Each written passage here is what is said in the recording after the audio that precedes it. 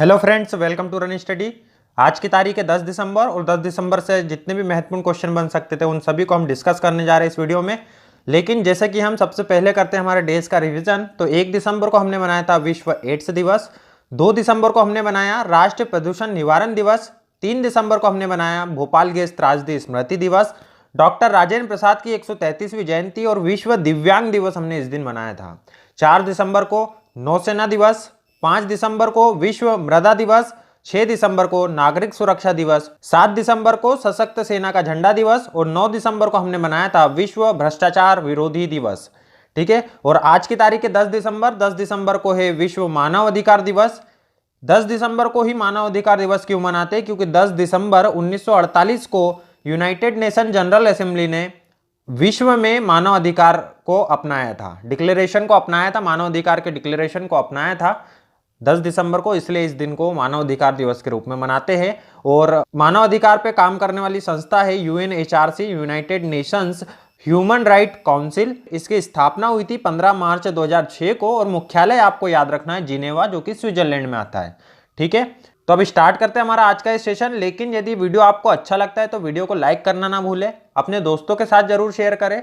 साथ ही साथ यदि आप चैनल पे नए हैं तो चैनल के साथ सब्सक्राइब का बटन दबा के जुड़ जाइए, क्योंकि बहुत से वीडियो आपको ऐसे मिलेंगे जो आपके लिए लाभदायक रहेंगे। अब स्टार्ट करते हैं हमारा आज का सेशन, जिसमें हमारा पहला क्वेश्चन है, स्वास्थ्य मंत्रालय ने एक मोबाइल एप्लीकेशन विकसित किया है।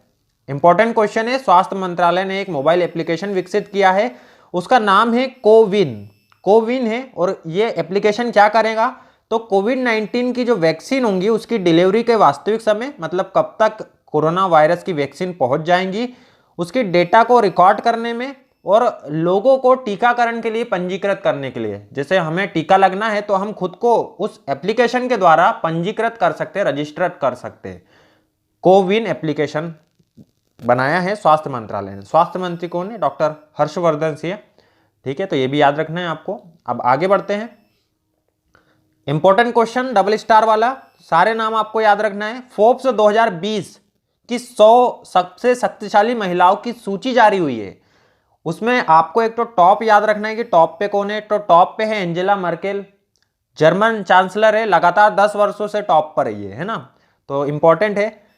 अब भारत की बात करते हैं तो निर्मला सीतारमन वित्त मंत्री, हमारी पहली पूर्णकालिक वित्त मंत्री, 41वें नंबर पे है फोर्ब्स की सबसे 100 शक्तिशाली महिलाओं की सूची पे।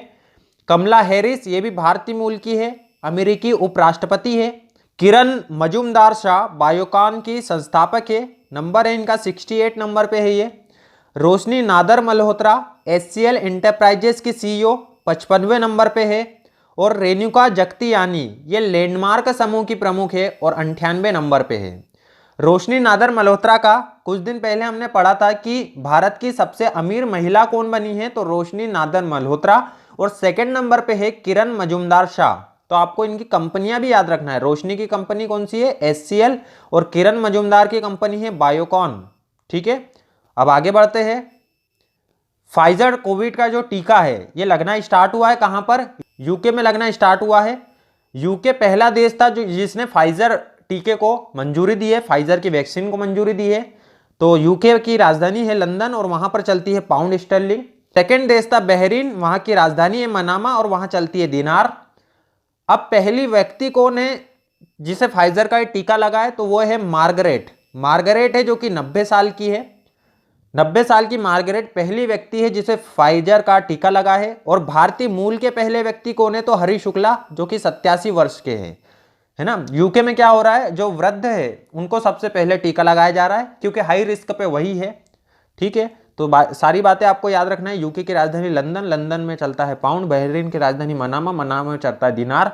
और बहरीन के बारे में एक और बात याद रखना है आपको कि जो हमारे विदेश मंत्री है एस जयशंकर, वो बहरीन की यात्रा पे गए थे। ठीक है, पहली विदेश मंत्री के तौर पर उनकी पहली यात्रा थी वो। ठीक है, आगे बढ़ते। खेल मंत्रालय जो है खेलो इंडिया केंद्र शुरू करेगा। कितने? 1000 छोटे खेलो इंडिया केंद्र बनाएगा। जो रिटायर खिलाड़ी रहते हैं, सेवानिवृत्त खिलाड़ी रहते हैं, उनको आगे बढ़ाने के लिए ये 1000 छोटे खेलो इंडिया खेल केंद्र खोले जाएंगे। केंद्रीय खेल मंत्री कौन है? किरण रिजिजू है केंद्रीय खेल मंत्री। ठीक है, आगे बढ़ते हैं। सेना प्रमुख का यूएई दौरा, सेना प्रमुख हमारे हैं मनोज मुकुल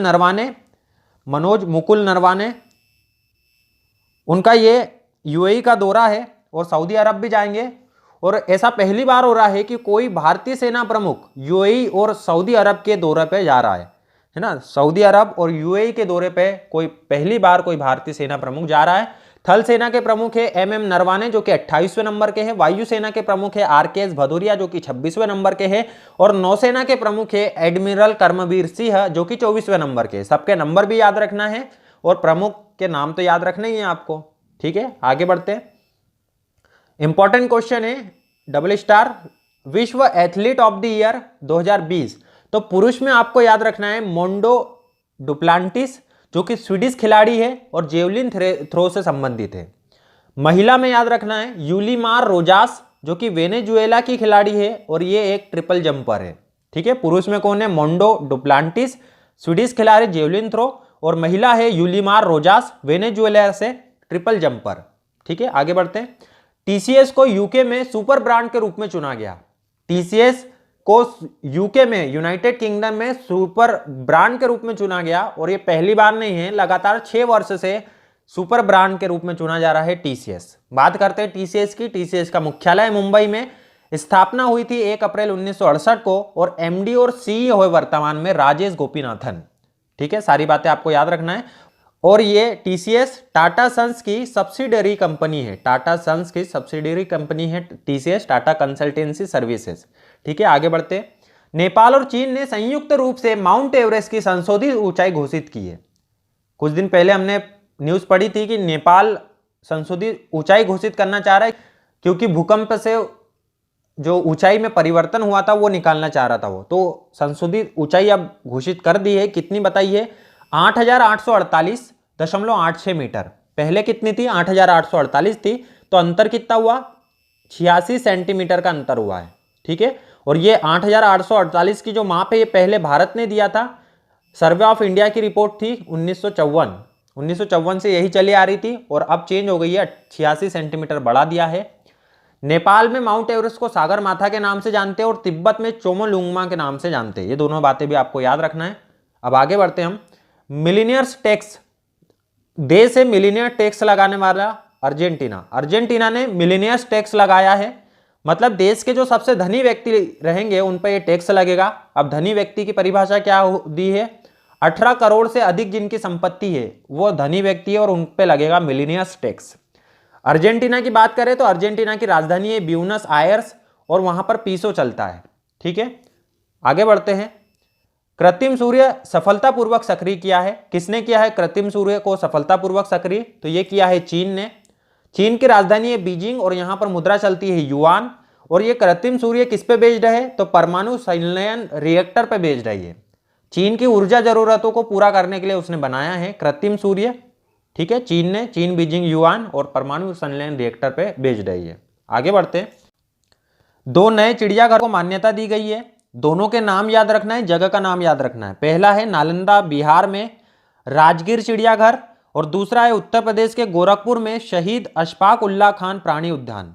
ठीक है, नालंदा बिहार में राजगीर चिड़ियाघर और उत्तर प्रदेश के गोरखपुर में शहीद अशफाक उल्लाह खान प्राणी उद्यान। अच्छा, एक बात बताना, गोरखपुर परमाणु ऊर्जा केंद्र ये कहाँ पर आता है, कौन से राज्य में पड़ता है, ये आप मुझे कमेंट करके बताएंगे। अब इसकी घोषणा किसने की है? केंद्रीय पर्यावरण वन और जलवायु परिवर्तन मंत्री जो कि है प्रकाश जावड़ेकर और ये सांसद है राज्यसभा के महाराष्ट्र से, राज्यसभा सांसद है महाराष्ट्र से। ठीक है, अब आगे जानते हैं महाराष्ट्र के बारे में। तो महाराष्ट्र के मुख्यमंत्री है उद्धव ठाकरे, राज्यपाल है भगत सिंह कोश्यारी जिनको अतिरिक्त प्रभार दिया गया है गोवा के राज्यपाल का। राजधानी है मुंबई जो कि सालसेट द्वीप पर बसी हुई है। लोकसभा सीट है 48 और राज्यसभा की सीट है 19। राष्ट्रीय उद्यान है चंदोली, गुगामल, नवेगांव, टडोबा। मेरे साथ दोहराना आप, चंदोली, गुगामल, नवेगांव, टडोबा।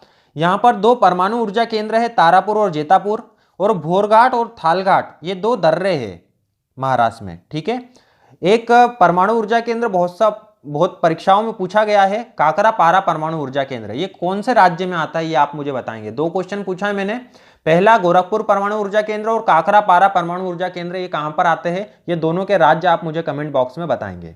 ठीक है, तो ये था आपका आज का वीडियो। यदि वीडियो अच्छा लगे तो वीडियो को लाइक जरूर करें।